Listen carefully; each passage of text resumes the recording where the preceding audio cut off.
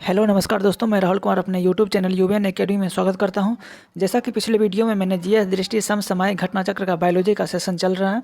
इससे पिछले वाले वीडियो में जहां तक का डिस्कस कर चुका हूं, आज हम उससे आगे करेंगे। इससे पहले आप इस चैनल को सब्सक्राइब कर लें और वीडियो अगर पसंद आए तो लाइक करें और कमेंट करें।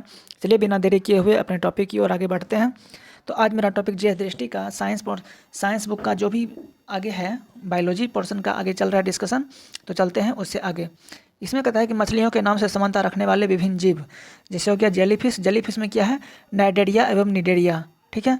उसके बाद आगे चलते हैं दोस्तों। स्टारफिश में है इकाइनोडर्मेटा है स्टारफिश में। उसके बाद है सिल्वर फिश में है ऑर्थोपोडा।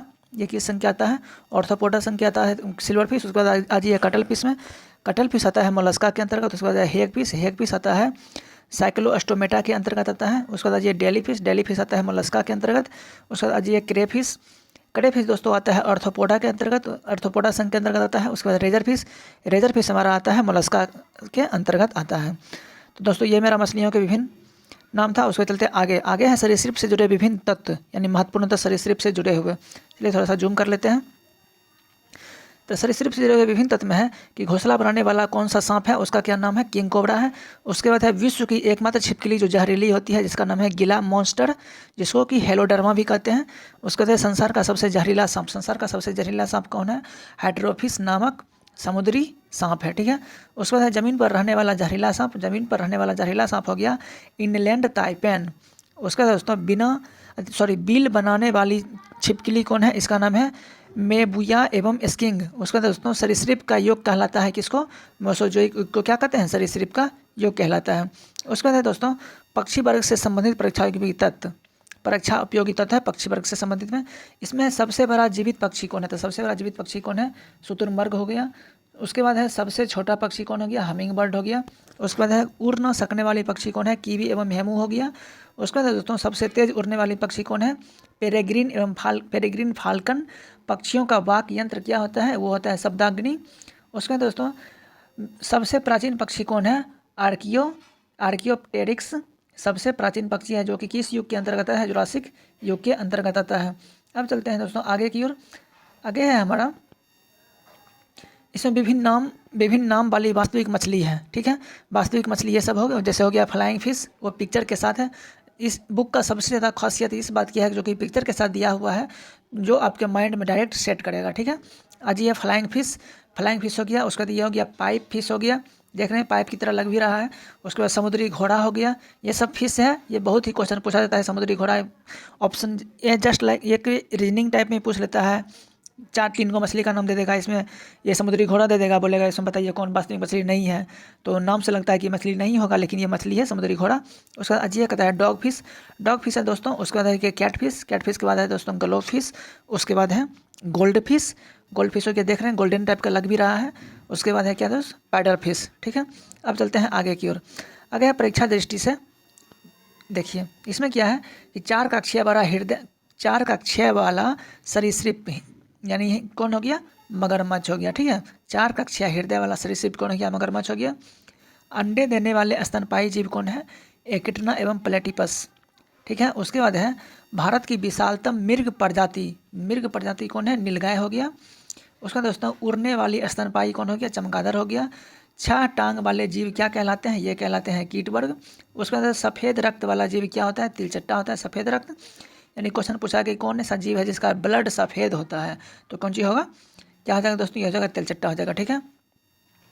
आगे है ठोस मूत्र उत्सर्जित करने वाला जीव क्या है? यह है कंगारू। कोकैन प्राप्त होती है कहाँ से? सिनकोना पेड़ की छाल से कोकैन प्राप्त होता है। उसका दोस्तों मानव निर्मित अनाज क्या है? ट्रीटेकल, जिसको गेहूं और राई दोनों मिल के हैं। उसका दोस्तों अफीम पोस्ता पौधे का कौन सा भाग होता है? ये होता है अधपका फल होता है अफीम पोस्ता का। उसके बाद दोस्तों अफीम के पौधे से प्राप्त उत्पाद क्या होता है? अफीम के पौधे से प्राप्त उत्पाद होता है नेस्कापिन, मॉर्फिन और हेरोइन। ठीक है। अब चलते हैं आगे में। आगे दोस्तों जलीय स्तनपायी के अंतर्गत क्या आता है? जैसे हो गया ब्लू व्हेल। ठीक है। पृथ्वी का विशालतम स्तनपायी, पृथ्वी का सबसे बड़ा स्तनपायी क्या है? ब्लू व्हेल हो गया। उसके बाद दोस्तों ये क्या हो गया? समुद्री गाय हो गया। ये हो गया जलीय स्तनपायी में। ठीक है। ध्यान रखिएगा जलीय स्तनपायी है ये सब। उसके बाद है स्पर्म व्हेल, जो कि विशालतम दांत वाली व्हेल, सबसे विशालतम दांत वाली व्हेल क्या होता है, वो है क्या दोस्त, स्पर्म व्हेल। ठीक है, अब चलते हैं आगे की ओर। आगे डॉल्फिन हो गया, उसके बाद बैरल हो गया, उसके बाद क्या हो गया, सील एवं फोका हो गया, उसके बाद समुद्री शेर हो गया। ये सब क्या है, जलीय स्तनपायी है। ठीक है, अब चलते हैं आगे की ओर। आगे है दोस्तों मेरा स्तनधारी में, जिसको कि क्या कहते हैं, मेमेलिया। ठीक है, अब इसमें है दोस्तों, थोड़ा सा जूम कर लेते हैं।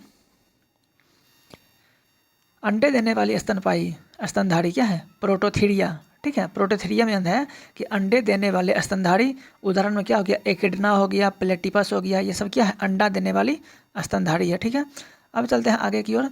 आगे है यूथेरिया। यूथेरिया में है कि पूर्ण विकसित शिशु का जन्म। यूथेरिया में है पूर्ण विकसित शिशु का जन्म। एग्जाम्पल में क्या है, एग्जाम्पल में है कुत्ता हो गया, गाय हो गया, मनुष्य हो गया और ईटीसी। ठीक है, इस पूर्ण विकसित शिशु का जन्म देता है कौन कौन, कुत्ता, गाय, मनुष्य और आदि। आगे चलते हैं मेटाथीरिया। मेटाथीरिया में है दोस्तों अपरिपक्व बच्चों को जन्म देता है। विकसित होने तक मार्सुपिलस थैली में यह बच्चों को रख रखाव के लिए रखता है। एग्जाम्पल में क्या हो गया इसका, कंगारू हो गया। अब चलते हैं हम आगे की ओर। आगे है इधर दोस्तों महत्वपूर्ण वैज्ञानिक नाम। ठीक है, महत्वपूर्ण वैज्ञानिक नाम में क्या किया है, जैसे मान लीजिए मनुष्य का वैज्ञानिक नाम क्या है, होमोसेपियंस हो गया। गाय का बॉस इंडिकस हो गया, यानी बॉस टॉरस है, बॉस इंडिकस भी होता है। उसके दोस्तों बिल्ली से हो गया फैलिस कैटल्स है, फैलिस कैटस हो गया। उसका कुत्ता का है कैनिस लूपस फेमिलियर्स, यानी कैनिस फेमिलियर्स शॉर्ट में लिखा रहता है। उसका दोस्तों घरेलू मक्खी में हो गया मोलस्का डोमेस्टिका, यानी मॉस्का डोमेस्टिका हो गया घरेलू मक्खी में। शेर हो गया पैंथेरा लियो, आम का हो गया मैंजीफेरा इंडिका, धान का हो गया ऑर्जिया स्टेविया, गेहूं का हो गया ट्रिटिकम एस्टिवम, चना का हो गया साइसर एरिटिनम, चना का साइसर एरिटिनम हो गया। उसका मटर का हो गया दोस्तों पायसम सेक्टिवम। ठीक है, पायसम एस्टिवम। ठीक है, अब चलते हैं इधर है कि जीवों के नामकरण के द्विनाम पद्धति किसने दिया था। ठीक है, इसका जनक कौन है, कैरोनियस लिनियस है। जीवों के नामकरण के द्विनाम पद्धति के जनक कौन है, कैरोलस लिनियस। और लैटिन भाषा के दो शब्द एक्स एवं वाई। एक्स क्या हो गया दोस्तों, एक्स हो गया वंश और वाई हो गया जाति, जिसको कि वंश का सूचक, एक्स हो गया वंश का सूचक, वाई हो गया जाति का सूचक। ठीक है, अब चलते हैं अपना आगे की ओर। आगे आ जाइए सेल में। ठीक है, सेल में हमारा है कि सेल की परिभाषा कहते हैं जीवों की संरचनात्मक एवं क्रियात्मक इकाई को क्या कहते हैं, सेल कहते हैं। सेल कहते हैं कि जीवों की संरचनात्मक एवं क्रियात्मक इकाई को सेल कहते हैं। ठीक है, इसका है खोजकर्ता किसने किया था, रॉबर्ट हुक ने किया था 1665 ईस्वी में। रॉबर्ट हुक ने 1665 ईस्वी में किया था। लेकिन ये किसने क्या किया था, ये मृत कोशिका की खोज किया था। ठीक है, रॉबर्ट हुक जो है ये मृत कोशिका खोज किया था। और रही बात जीवित कोशिका का खोज किसने किया था, वो 1674 ईस्वी में ल्यूवेन हॉक ने किया था। ठीक है, अब चलते हैं आगे इसका पुस्तक है माइक्रोग्राफिया। ठीक है, कोशिका शब्द का उल्लेख कोशिका सिद्धांत के प्रतिपादक स्लाइडेन एवमसन ने दिया था। कोशिका शब्द का किसने दिया था, कोशिका सिद्धांत का प्रतिपादक किसने किया था, स्लाइडेन एवं सोन ने दिया था। ठीक है, अब देखिए इसमें स्लाइडेन और सोन ने कब कब दिया था, दोनों एक साल के अंतराल पे दिया था। स्लाइडेन दिया था 1838 ईस्वी में और सोन ने दिया था कब में, 1839 ईस्वी में। ठीक है, क्वेश्चन पूछेगा कि ये कब दिया था, तो ये कब दिया था, 1838 ईस्वी में ये दिया था। और स्लाइडेन एवं सोन कब दिया था, ये 1839 ईस्वी में दिया था। दोनों एक साल के डिफरेंस में दिया था। इसमें कभी कोई क्वेश्चन पूछता है कि सबसे छोटी कोशिका क्या होता है, तो सबसे छोटी कोशिका क्या हो गया दोस्तों, माइकोप्लाज्मा गैलोसेप्टिकम। ठीक है, सबसे छोटी कोशिका उसी को कहते हैं। अब आ जाइए हम आगे की ओर। आगे हमारा कोशिका के प्रकार, टाइप्स ऑफ कोशिका। ठीक है, यानी टाइप्स ऑफ सेल, कोशिका के प्रकार में है दोस्तों कि प्रोकैरियोटिक कोशिका एवं यूकैरियोटिक कोशिका। ठीक है, प्रोकैरियोटिक कोशिका जो है यह सबसे पुरानी कोशिका है, प्रोकैरियोटिक कोशिका। और ये जो है यूकैरियोटिक कोशिका ये वास्तविक कोशिका है, यानी नया कोशिका जिसको बोला जाता है। अब आ जाते हैं आगे में। इसमें कहता है प्रोकैरियोटिक कोशिका में है यह केंद्रिका एवं कलायुक्त कोशिकांग अनुपस्थित होता है। इसमें कोशिकांग अनुपस्थित होता है, इसमें अनुवांशिक पदार्थ उपस्थित होता है और राइबोसोम की उपस्थिति होता है। उदाहरण में जीवाणु एवं नीलहरित शैवाल के अंतर्गत आता है। ठीक है, जो कि प्राचीन कोशिका है, जिसको क्या कहते हैं, इसको कहते हैं प्रोकैरियोटिक कोशिका कहते हैं। ठीक है, अब देखिए इसमें जो है ना, इसमें 70S प्रकार का राइबोसोम पाया जाता है। ठीक है, किसमें, प्रोकैरियोटिक कोशिका में इसमें 70S प्रकार का राइबोसोम पाया जाता है, जिसको कि S मतलब क्या होता है, सेंडिमेंटेशन कॉफिशिएंट इसको बोलते हैं। जैसे ये S है तो S को क्या बोलते हैं, सेंडिमेंटेशन कॉफिशिएंट बोला जाता है। अब आ जाइए आगे है यूकैरियोटिक कोशिका। यूकैरियोटिक कोशिका क्या होती है, ये होती है पूर्ण विकसित केंद्रिका तथा कलायुक्त कोशिकांग, हिस्टोन प्रोटीन की उपस्थिति। और उदाहरण इसमें क्या होता है, पेड़ पौधे एवं जंतु। उदाहरण इसमें क्या होता है, पेड़ पौधे एवं जंतु में होता है। ठीक है, इसमें जो है 80 प्रकार की, यानी उसमें अब प्राकृतिक कोशिका में क्या था, 70S था, 70 प्रकार का था। इसमें क्या है, 80 प्रकार का। उसको कहते हैं छोटा, इसको कहते हैं बड़ा। ठीक है, 70S प्रकार का राइबोसोम पाया जाता है। एस का मतलब तो समझ ही गए आप, एस का मतलब क्या होता है, सेडिमेंटेशन कोफिशिएंट होता है।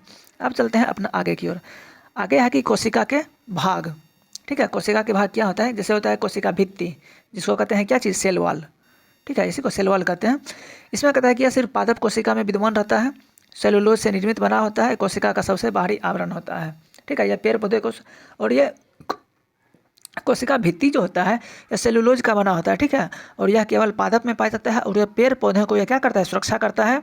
पेड़ पौधों की क्या करता है, ये सुरक्षा करता है। ठीक है, और जीवित कहता है जीवाणु एक पादप होता है। जीवाणु क्या होता है, एक पादप होता है। इसकी कोशिका भित्ति जो है पेप्टिको ग्लाइकेन की बनी होती है। ये बात ध्यान रखिएगा, इसकी जो कोशिका भित्ति होती है ये किसकी बनी होती है, पेप्टिको ग्लाइकेन की बनी होती है। ठीक है, और कवक की जो कोशिका भित्ति है वो किसकी बनी होती है, क्वेश्चन पूछता है बहुत ज़्यादा कि कवक की जो कोशिका भित्ति होती है वो काइटिन की बनी होती है। ठीक है, कवक की कोशिका भित्ति किसकी बनी होती है, तो वो लिखिएगा किसकी, काइटिन की बनी होती है, काइटिन की बनी होती है।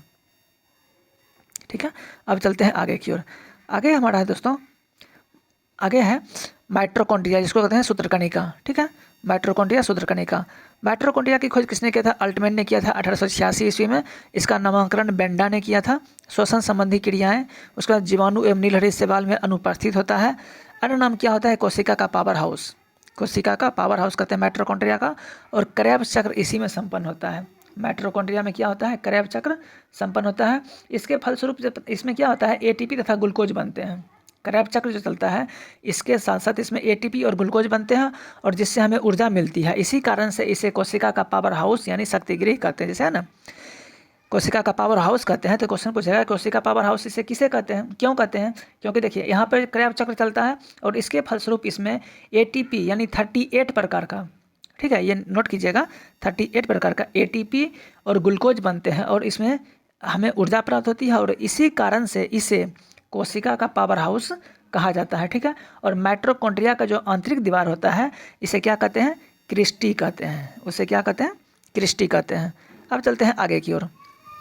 अंतःपरद्रव्यी जलिका। अंतःपरद्रव्यी जलिका में क्या होता है कि राइबोसोम इसी से चिपके होते हैं और लिपिड संश्लेषण का मुख्य स्थल होता है। ठीक है, अब आ जाइए राइबोसोम में। ठीक है, राइबोसोम में क्या होता है, राइबोसोम है कि इसका नामकरण किसने किया था, नामकरण किया था रॉबर्ट द्वारा। राइबोसोम का प्रोटीन संश्लेषण में सहायक होता है। इसका अन्य नाम प्रोटीन की फैक्ट्री होती है राइबोसोम में। ठीक है, तो राइबोसोम में हम लोग क्या क्या पढ़े, इसका नामकरण रॉबर्ट द्वारा किया गया था। राइबोसोम का नामकरण रॉबर्ट के द्वारा किया गया था। इसे प्रोटीन की फैक्ट्री कहा जाता है। यह प्रोटीन संश्लेषण में सहायक होता है। यह कोशिका के अंदर का सबसे छोटा अंग है। ये नोट कीजिएगा आप, इसमें नहीं दिया है। कहता है कि राइबोसोम जो होता है, राइबोसोम यह कोशिका के अंदर का सबसे छोटा अंग होता है। यह प्रोटीन का निर्माण करता है, अतः इसे प्रोटीन की फैक्ट्री कहते हैं। पूछेगा कि प्रोटीन की फैक्ट्री क्यों कहते हैं, क्योंकि यह क्या करता है, प्रोटीन की फैक्ट्री इसलिए कहते हैं क्योंकि यह प्रोटीन का निर्माण करता है। ठीक है, और यही दो प्रकार के होता है, एक 70S और 80S। ठीक है, 70S जो होता है छोटा साइज होता है, और 80S जो होता है क्या होता है, बड़ा साइज का होता है, जिसको S का मतलब समझ ही गए आपको, सेडिमेंटेशन कोफिशिएंट होता है। ठीक है, और 70S होता है वो अभी तुरंत पढ़े हैं ना पैराक्यूरेटिक कोशिका में, जो कि प्राचीन होता है, और होता है यूकैरियोटिक कोशिका जो कि नया होता है, जो एनिमल और प्लांट दोनों में पाया जाता है। ठीक है, इतना तक आप समझ गए। अब चलते हैं आगे की ओर। आगे है कोशिका के प्रकार। ठीक है, कोशिका के प्रकार में क्या क्या है, जैसे हो गया अपना हो गया केंद्रक। कोशिका के प्रकार में केंद्रक है। केंद्रक की खोज किसने किया था, रॉबर्ट ब्राउन ने 1831 ईस्वी में किया था। किसकी खोज, केंद्रक की खोज। ठीक है, उसके बाद अजी इसमें यूकैरियोटिक कोशिका में उपस्थित होता है। केंद्रक क्या होता है, यूकैरियोटिक कोशिका में उपस्थित होता है। उसके बाद अनुवांशिक पदार्थ DNA का स्रोत। ठीक है, अब चलते हैं आगे। आगे है हमारा लाइसोसोम। लाइसोसोम में देखना है कि लाइसोसोम में क्या है कि इसका अन्य नाम क्या है, आत्मघाती थैली कहते हैं। इसको सुसाइड बैग कहा जाता है लाइसोसोम को। लाइसोसोम को क्या कहता है, लाइसोसोम को आत्मघाती थैली कहा जाता है लाइसोसोम का। इसकी खोजकर्ता डी डुबे ने किया था। इसकी खोजकर्ता डी डुबे ने किया था इसकी खोजकर्ता। उसके बाद है कि गोल्जी काय के निर्माण स्तनधारी के लाल रक्त कणिका में अनुपस्थित। ठीक है, अब चलते हैं गोल्जी बॉडी, जिसको कहते हैं गोल्जी काय। ठीक है, गोल्जी बॉडी में क्या है, इसकी खोजकर्ता कैमिलियो गोल्जी ने 1898 ईस्वी में किया था। क्रियात्मक इकाई क्या होती है, सिस्टर्नी होती है। इसका अन्य नाम गोल्जी उपकरण कोशिकाओं के अणुओं का यातायात प्रबंधक कहा जाता है। यातायात प्रबंधक अन्य नाम। उसके बाद है ग्लाइकोप्रोटीन एवं ग्लाइकोलिपिड का निर्माण होता है। ग्लाइकोप्रोटीन एवं ग्लाइकोलिपिड का निर्माण होता है। ठीक है, अब आते हैं लवक में। लवक में है केवल पादप में उपस्थित होता है। यह हरित लवक। लवक में क्या था दोस्तों, यह केवल पादप में उपस्थित होता है। इसकी खोजकर्ता हैलेक ने किया था। इसकी खोजकर्ता किसने किया था, हैलेक ने किया था लवक। ठीक है, अब चलते हैं आगे की ओर। इसका लवक का क्या बोलते हैं, लवक को प्लास्टिड भी बोलते हैं। अब चलते हैं अपना आगे की ओर। आगे है कि पादप कोशिका एवं जंतु कोशिका में अंतर। पादप कोशिका और जंतु कोशिका में अंतर क्या है। जैसे देखिए अंग, जैसे हो गया क्या चीज़, अंग हो गया कोशिका भित्ति। कोशिका भित्ति कहाँ उपस्थित होता है, ये पादप में उपस्थित होता है, जंतु कोशिका में नहीं होता है। अब आइए लवक में। लवक में ये उपस्थित होता है, अनुपस्थित होता है, इसमें जंतु कोशिका में अनुपस्थित होता है। अब आज ये तारक काय। तारक काय में क्या होता है, ये उपस्थित होता है तारक काय में और अनुपस्थित होता है इसमें। उसके बाद रिक्तियाँ। रिक्तियाँ क्या होती है, इसकी बड़ी होती है और ये इसकी छोटी होती है। ठीक है, रिक्तियाँ में क्या होता है, पादप कोशिका बड़ी होती है और जंतु कोशिका छोटी होती है। अब चलते हैं इसमें है परीक्षा दृष्टि से। नंबर 1 में है कि सौर ऊर्जा एटीपी में बदलती है क्लोरोप्लास्ट में। और जीनोटाइप क्या है, जीवों की अनुवांशिक संगठन। क्वेश्चन पूछेगा आपसे जीनोटाइप क्या है, तो जीनोटाइप है जीवों की अनुवांशिक संगठन को ही क्या कहते हैं, जीनोटाइप कहते हैं। ऐसे जीव जिसमें लिंग गुणसूत्र नहीं होते अपितु पर्यावरणीय ताप के आधार पर लिंग निर्धारण होता है, वो क्या होता है, सरीसृप होता है। प्लाज्मा झिल्ली बनी होती है प्रोटीन एवं लिपिड से। प्लाज्मा झिल्ली किसकी बनी होती है, प्रोटीन एवं लिपिड से बनी होती है प्लाज्मा झिल्ली। अब चलते हैं आगे की ओर। ल्यूकोप्लास्ट, जिसको क्या कहते हैं, अवर्णी लवक।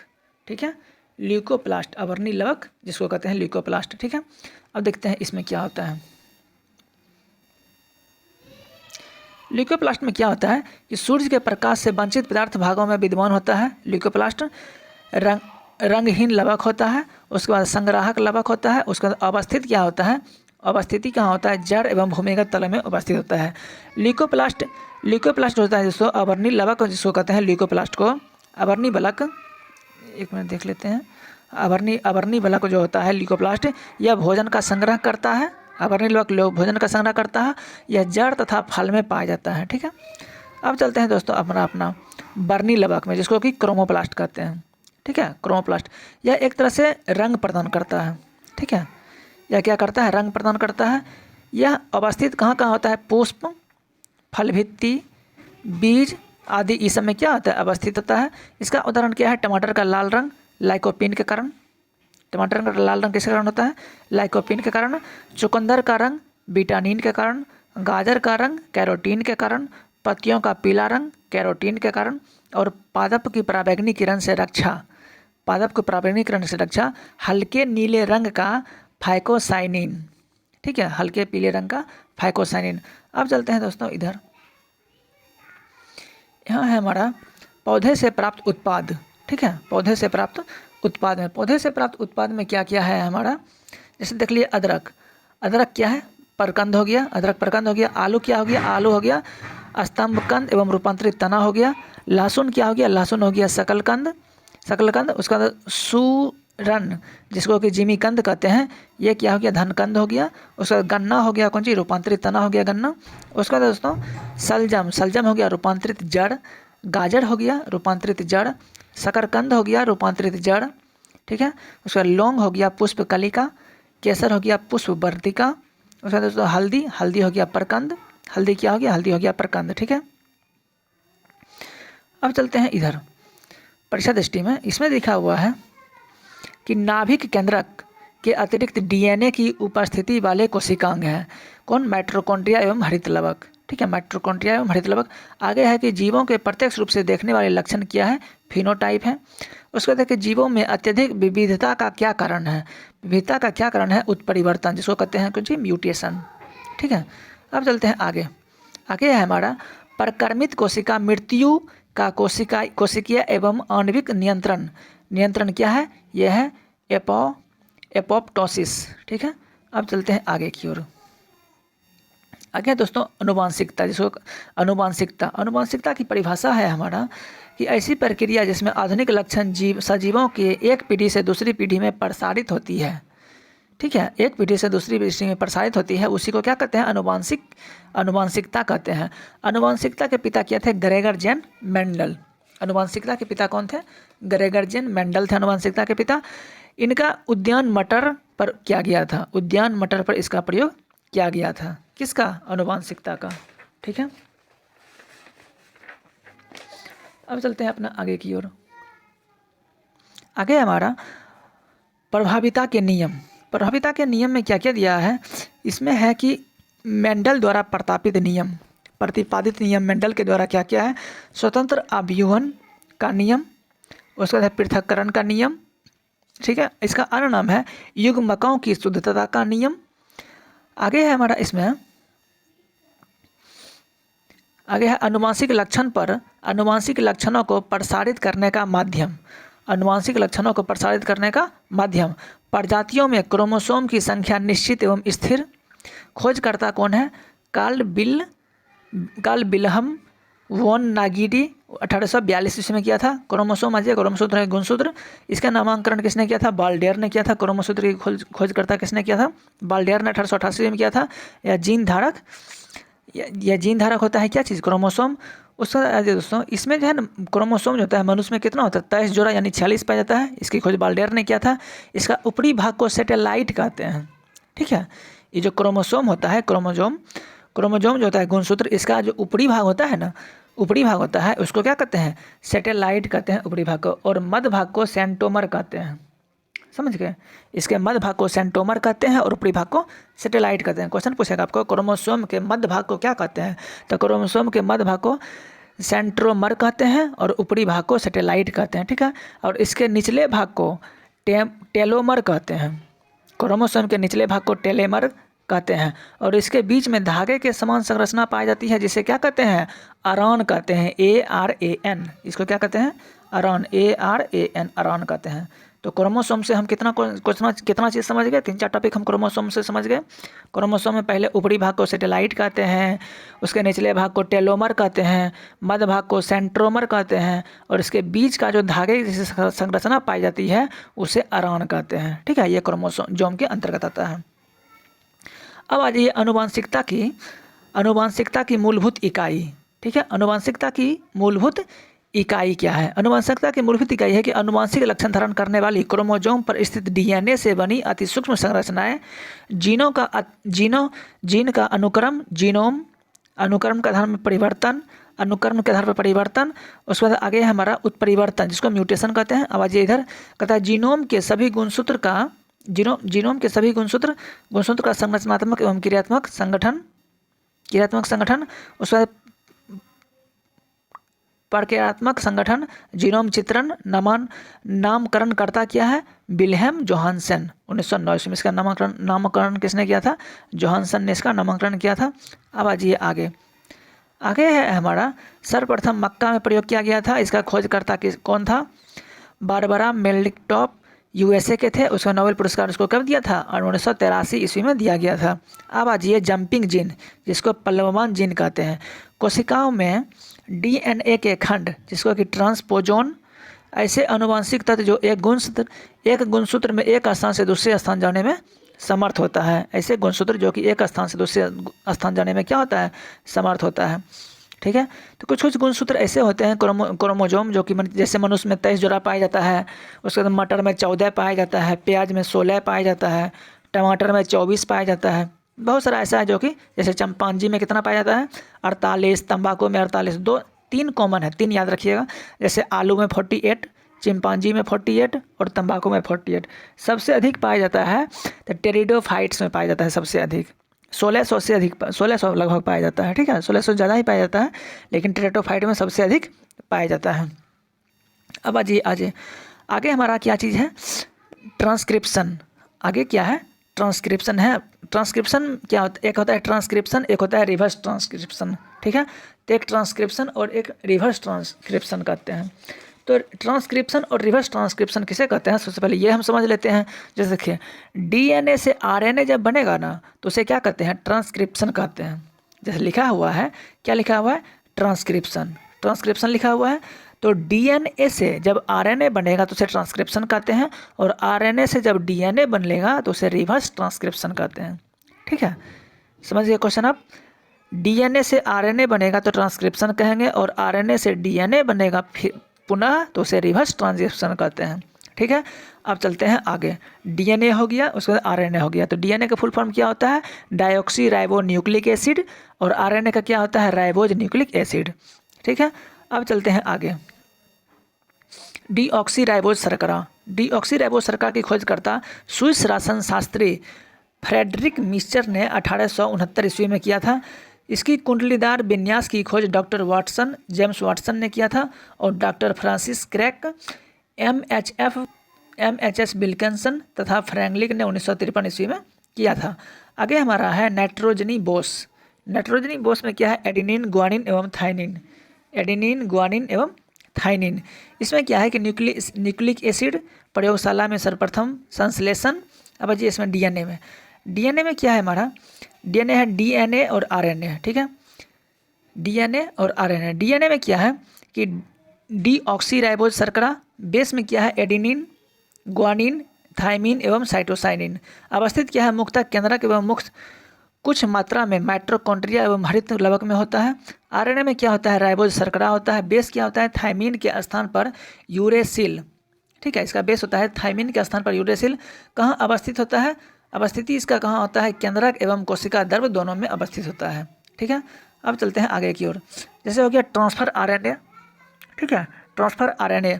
इसमें है प्रोटीन संश्लेषण हेतु अमीनो अम्ल राइबोज पर लाना। जैसे हो गया टीआरएनए, आरआरएनए, एमआरआरएनए, ठीक है। तो हम ये समझते हैं कि टीआरएनए क्या है। टीआरएनए का मतलब होता है ट्रांसफर आरएनए, ठीक है, टीआरएनए का मतलब होता है ट्रांसफर आरएनए। उसके बाद एमआरएनए का मतलब है मैसेंजर आरएनए होता है, और आरआरएनए का मतलब होता है राइबोज आरएनए, ठीक है। अब देखते हैं इसके आगे की ओर। तो आगे है हमारा आरआरएनए। आरआरएनए में क्या होता है, प्रोटीन संश्लेषण में सहायक होता है आरआरएनए। उसके बाद है राइबोसोमल आरएनए, इसी को बोला जाता है। उसके बाद ये मैसेंजर आरएनए जिसको कहते हैं एमआरएनए, केंद्रक के बाहर प्रोटीन संश्लेषण हेतु उपयुक्त एमिनो अम्ल की चुनने के लिए संदेश होता है। ये जो फुल फॉर्म आपको बता ही दिया, डीएनए का क्या होता है, डीऑक्सी राइबो न्यूक्लिक एसिड और राइबो न्यूक्लिक एसिड होता है, ठीक है। अब चलते हैं अपना आगे की ओर। आगे हमारा है जैव उर्वरक। जैव उर्वरक है नाइट्रोजन स्थिरीकरण करने वाले जीवाणु मुख्य दलहनी पौधे, जैसे चना हो गया, मटर हो गया, सेम हो गया, चना, मटर, सेम, अरहर, ये सब दलहनी पौधा है। ये दलहनी पौधा का जड़ है, जड़ में पाया जाता है नाइट्रोजनीकरण।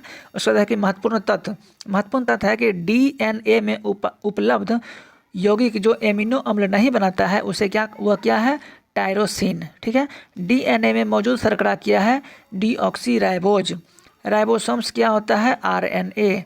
उसके बाद है कि साधारण मानव कोशिकाओं में गुणसूत्र की संख्या कितनी होती है, 46 एवं 23 जोड़े, क्योंकि एक जोड़ा में 2 होता है तो 23 में 2 से मल्टीपल करेंगे 46। मेंडल का अनुवांशिकता का सिद्धांत किसने दिया था, लैंगिक जनन पे है।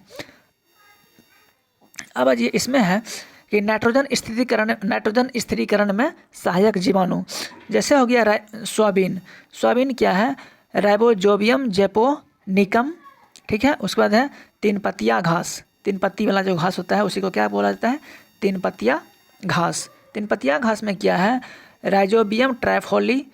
उसके बाद है लुसर्न में क्या है, राइजोबियम मोलिलोती।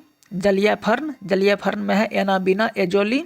उसके बाद गुन्नेरा मैक्रोफाइला में क्या है, नोस्कोरम, ठीक है।